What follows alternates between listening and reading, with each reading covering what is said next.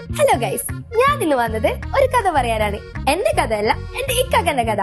ഇക്കാക്കനെ പറ്റി പറയാനാണെങ്കിൽ ഓനൊരു മൊഞ്ചനാണ്, പക്ഷെ ഒരു മണ്ടന. എന്റെ ഉമ്മ എപ്പോഴും പറയും ഓൻക്ക് ഉപ്പാന്റെ ബുദ്ധിയും എനക്ക് എന്റെ ഉമ്മാന്റെ ബുദ്ധിയും ആണെന്ന്.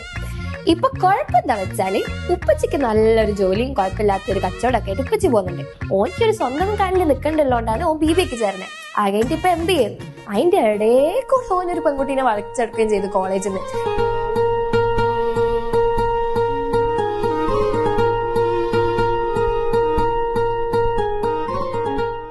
ഇതൊക്കെ ഞാൻ അമ്മച്ചിനോട് പാര വെച്ചതാണ്, പക്ഷെ ഏറ്റില്ല.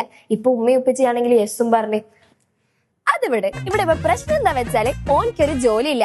MBA മാത്രം കൊണ്ട് ഒരു ജോലി നോക്കിയാല് അത് നല്ല സാലറി ഉള്ള ഒരു ജോബ് എവിടെ? ഓ ആയിക്കോട്ടെടാ. അതുകൊണ്ടാണ് ഫിൻസ്കോമിന്റെ 3 മാസത്തെ സ്കിൽ കോഴ്സിന് ചേർന്നത്. നല്ല സാലറി ഉള്ള ജോബിന് വേണ്ട എല്ലാം ആ കോഴ്സിലുണ്ട്. പഠിപ്പിക്കുന്നത് ഒരു ചാർട്ടേഡ് അക്കൗണ്ടന്റുമാണ്. സംഭവം സെറ്റായി. കോഴ്സും കഴിഞ്ഞ് ഓൻ ഇറങ്ങി, ജോലിയും സെറ്റായി.